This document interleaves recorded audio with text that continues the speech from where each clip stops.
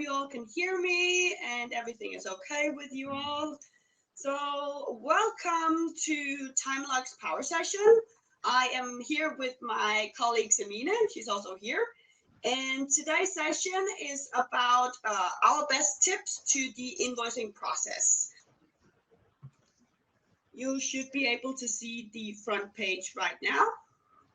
So let's start by entering the debtor list for invoicing.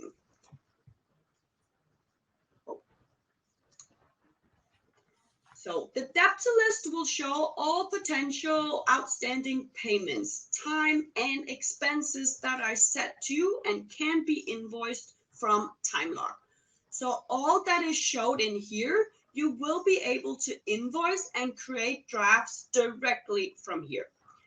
You can search on many criteria in here, like customer, a specific project, or a period. You will also see different view options that you can select. So the first one, show all columns. This will give me a few more columns. For an example, who is the owner and project manager on the customer and project. Only show customers with non-invoiced items. This will give you the overview of the outstanding. So if you do not check mark this, you will only be able to see all customers with active projects and 0 items to invoice. So this is a good one to check mark if you want to see what has not been invoiced. And the last one, show potential, which is not marked as ready for invoicing. This is actually a status marking. So you can set on each payment if you want to distinguish from a status mark. So when searching for potential registrations or payments that should be invoiced, I already have the first great tip for you. So to make sure that you do not miss or skip a payment, you can set the period start date to be blank. This will then show you all payments, time, and expenses that have not yet been booked. So this will make sure that you do not miss a payment in the system ever. So when I click show here, oh, there's not much here. Let's try everything in here. Here, so when I click show, this will give me all the outstanding payments in this demo that I need to invoice. So what you'll be able to see here is that the list will show you each column where you also have the option to view some details in. So the first one here is the customer and a project. If you fold out the plus tag, you'll be able to see all the projects underneath each customer. So this is a really good trick for you to be aware that there is if there's multiple projects under the customer. The items column here will show you how many payments or time registrations that are within either the project or the customer. When you fold out, you'll see each of them here. The work is actually to see, okay, which contract is this regarding? Is it a time and material or is it a fixed contract? And of course, the expenses, is there any travel or other expenses like project expenses attached to the project? You'll be able to see booked as revenue and the total amount for each line in here, the total and for each project. So here you also see, is there any drafts already and what has already been booked? So this is the last one. Be aware that you also have the currency here in the top. This will give you the option also to change from your system currency to a project currency. This is also depending on your setup in your version. So just be aware if you do not see it. So I've already created an example already. So let's try and look into that. I've created a customer here myself. This is my customer here. There it is. So to be able to see which projects that are under this customer I created is always a great idea to fold out the list, as I told you, on the plus tag. So let's try to open this one. Here I'll see 3 projects. I have one here that is with a payment, and the 2 others are a time and material contract. Also be able to just click and see, okay, what are the items here? Oh, these are the time registrations, and I'll be able to see them here and all the details also showed. So to make a draft and start booking the invoice, you need to create the draft from each project line on the $sign. So like this, you will ensure that the invoice is actually linked to the correct project. You can, of course, also create the draft from the customer level, but be aware that this will not link the project to the invoice then. So the next tip I want to give to you is to actually make sure that you fold out the customer to see the projects, and then you use the $sign from the line of the project if you should only invoice one specific project. So in this example, let's try and take this time and material contract from this project. So I need to click the $sign here.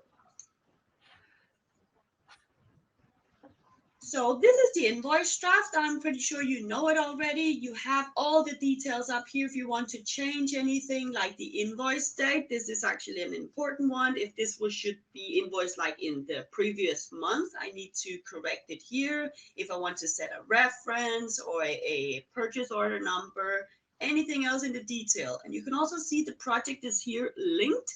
This will not be showed if I have created the draft from the customer level. These are the invoice lines. There are no one in here right now. So let me go to the bottom here, and I can actually also search in here. You can see the project is already linked. So this is because I created it from the project. These are all my registrations here, and I want to add them all to my invoice. Instead of clicking the plus multiple times to add to the invoice, I can also easily just check mark them all. So everything is check marked here, and add them to the invoice. They're all added right now, and we have a total here, and it's set to go. So I can actually just start booking this. And here is the invoice, all ready to go. So the next thing I want to show you is also a really great report to use. For an example, for if you're an accountant or you want to keep track of all the booked invoices, you can then use the report accounting monthly. So let's try to go into reports and search. It's right here. Easy to find. So this report is very useful for viewing the monthly distribution of revenue across the customers. Be aware that this report is based on the invoice date and the value of the time registrations. So in other words, the report features only invoiced registrations. You can see that you can again filter, and the selected requirements for period and everything settled in here. So as this is a demo site, I do not have much invoiced recently, but let's look into if there's anything behind. So let's just trying to search on everything in here. I didn't even have to select a period because then it will show me everything in here. So here we'll see the lines of each month. So I can see all the months in here. And when I fold them out, I'll be able to see the customer and how much on each contract that there has been invoiced. So you see the amount here for the time material. This is this total amount, the fixed price. You'll be able to see if there's any expenses or travel costs in here. So this is really nice.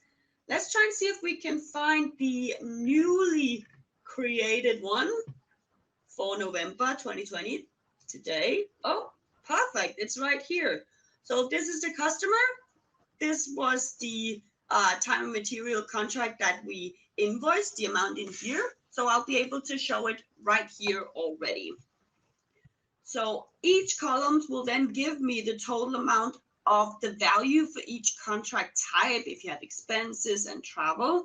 And if you added a manual line to the invoice draft that does not come from a payment or registration, you will then see the amount in the miscellaneous column right here.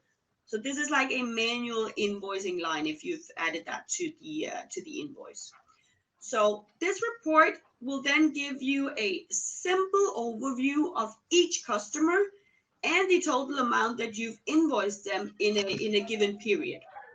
And remember that you can, of course, always find all your booked invoices in the invoice archive right here. So let's see if we can find the invoice right here, and I can enter it just by clicking this one, be able to see what was this regarding, the date, and everything. So this is actually what I wanted to show you.